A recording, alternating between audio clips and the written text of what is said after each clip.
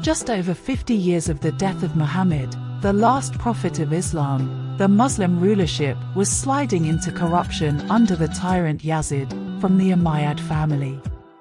It was just 7 years of his life with his grandfather that the Holy Prophet died, and soon after, Hussein's mother Hazrat Fatima also died.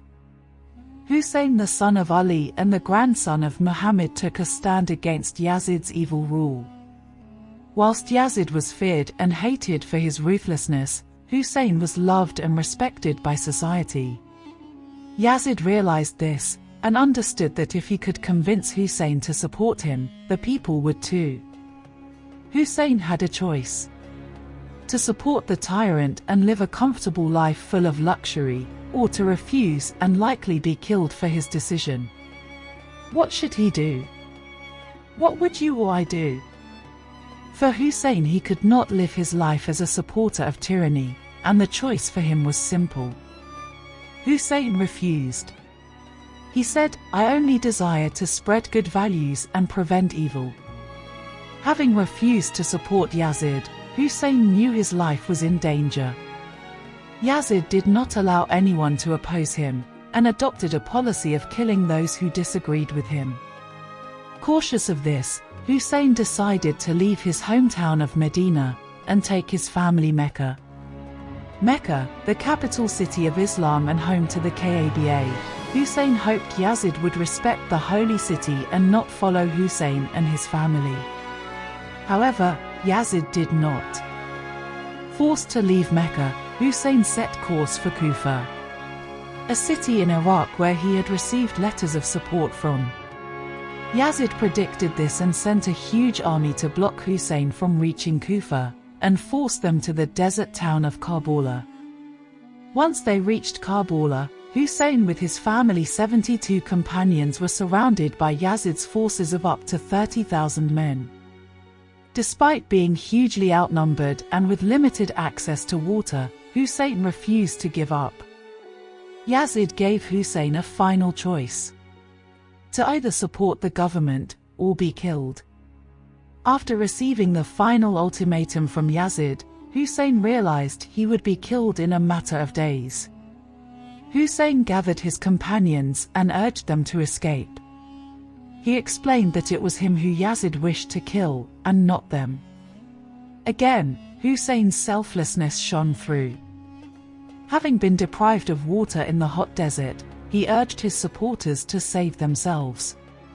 October 10th marks a signal date in Islamic history.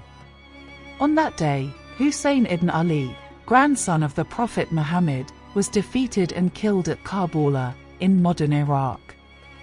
His death cemented deep and lasting division among Muslims that persist to this day.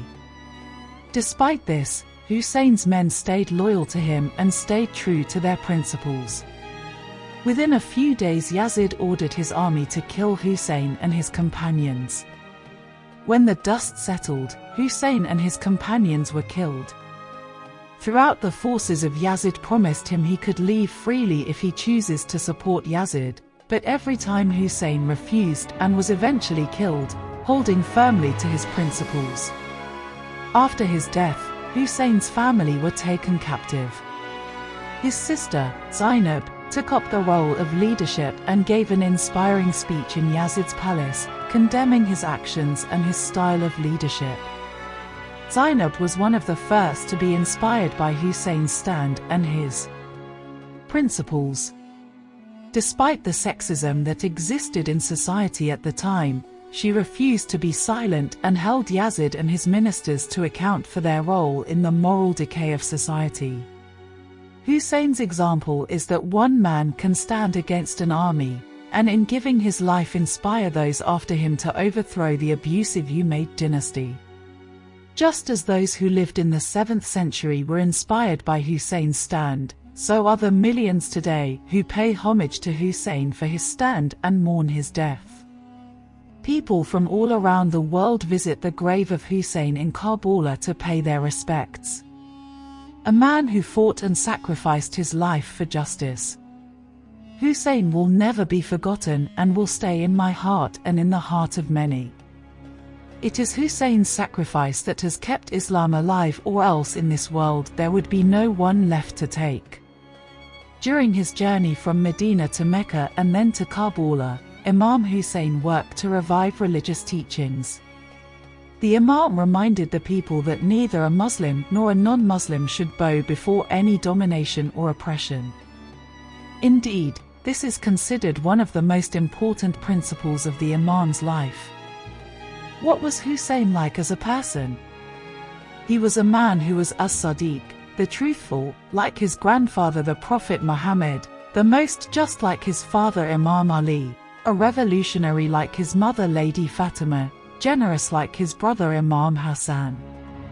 Prophet Muhammad has said this about Hussein: Hussein is from me and I am from Hussein. The last part of the above tradition probably means that Imam Hussein, by sacrificing himself and his family, preserved the religion of Prophet Muhammad. What is the moral lesson of Karbala?